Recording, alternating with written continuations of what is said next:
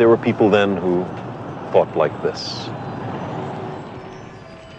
We are wandering hunter folk. Fire keeps us warm. Its light makes holes in the darkness. It keeps hungry animals away. In the darkness, we can see each other and talk. We take care of the flame. The flame takes care of us. The stars are not near to us. When we climb a hill or a tree, they are no closer. They flicker with a strange, cold, white, far-away light. Many of them, all over the sky, but only at night. I wonder what they are. One night I thought, the stars are flames. They give a little light at night, as fire does. Maybe the stars are campfires, which other wanderers light at night. The stars give a much smaller light than campfires, so they must be very far away. I wonder if our campfires look like stars to the people in the sky. But why don't those campfires and the wanderers who made them fall down at our feet? Why don't strange tribes drop from the sky? Those beings in the sky must have great powers.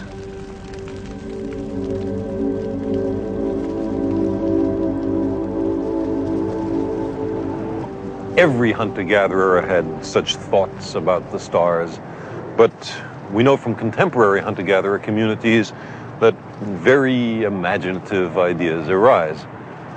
The Bushmen of the Kalahari Desert in the Republic of Botswana have an explanation of the Milky Way. At their latitude, it's often overhead. They call it the backbone of night. They believe it holds the sky up. They believe that if not for the Milky Way, pieces of sky would come crashing down at our feet. So the Milky Way, in their view, has some practical value. The backbone of night. Later on, metaphors about campfires or backbones or holes through which the flame could be seen were replaced in most human communities by another idea. The powerful beings in the sky were promoted to gods. They were given names and relatives and special responsibilities for the cosmic services they were expected to perform. There was a god for every human concern. Gods ran nature. Nothing happened without the direct intervention of some god. If the gods were happy, there was plenty of food, and humans were happy.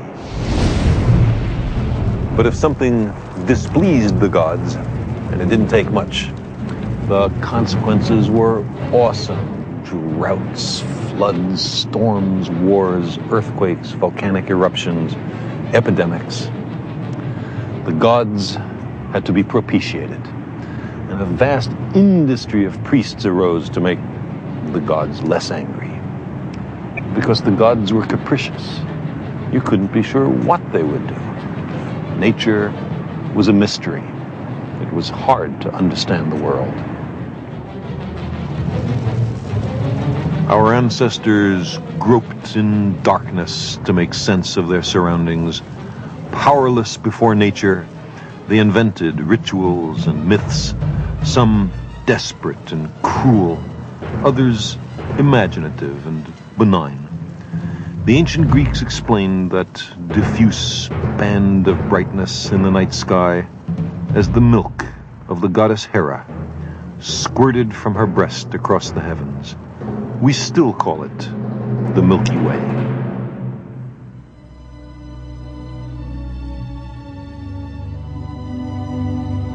In gratitude for the many gifts of the gods, our ancestors created works of surpassing beauty. This is all that remains of the ancient temple of Hera, Queen of Heaven. A single marble column standing in a vast field of ruins on the Greek island of Samos. It was one of the wonders of the world, built by people with an extraordinary eye for clarity and symmetry.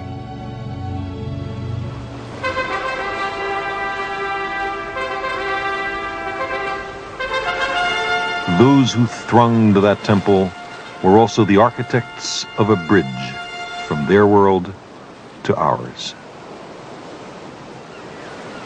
We were moving once again in our voyage of self-discovery on our journey to the stars.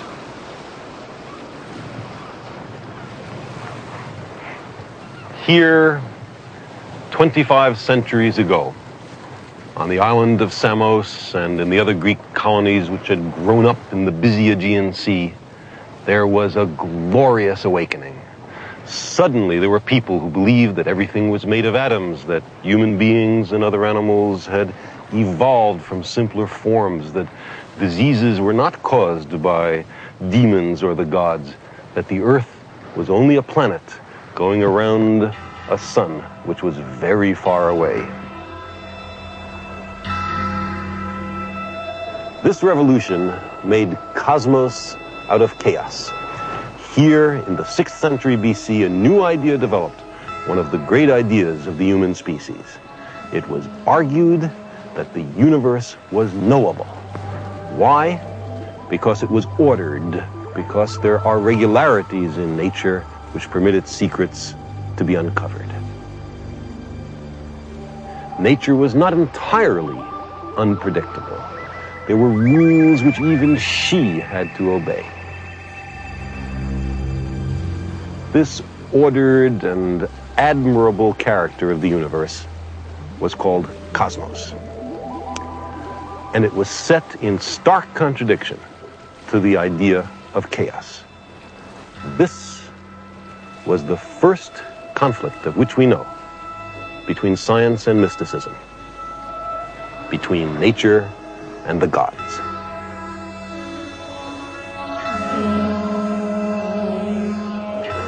But why here? Why in these remote islands and inlets of the eastern Mediterranean? Why not in the great cities of India or Egypt, Babylon, China, Mesoamerica? Because they were all at the center of old empires. They were set in their ways, hostile to new ideas. But here in Ionia were a multitude of newly colonized islands and city-states. Isolation, even if incomplete, promotes diversity. No single concentration of power could enforce conformity. Free inquiry became possible. They were beyond the frontiers of the empires. The merchants and tourists and sailors of Africa, Asia, and Europe met in the harbors of Ionia to exchange goods and stories and ideas. There was a vigorous and heady interaction of many traditions, prejudices, languages, and goods.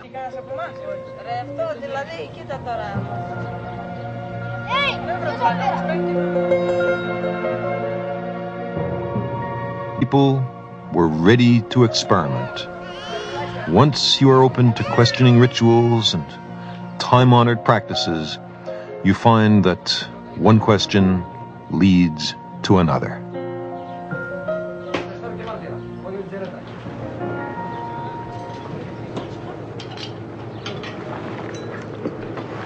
What do you do when you're faced with several different gods, each claiming the same story? The Babylonian Marduk and the Greek Zeus were each considered king of the gods, master of the sky. You might decide, since they otherwise had rather different attributes, that one of them was merely invented by the priests. But if one, why not both?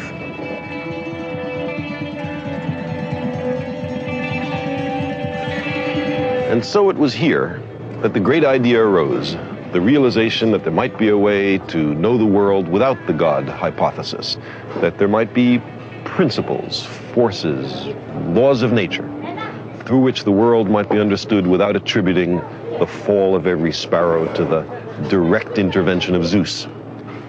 This is the place where science was born. That's why we're here.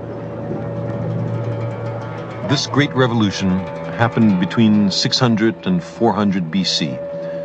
It was accomplished by the same practical and productive people who made the society function.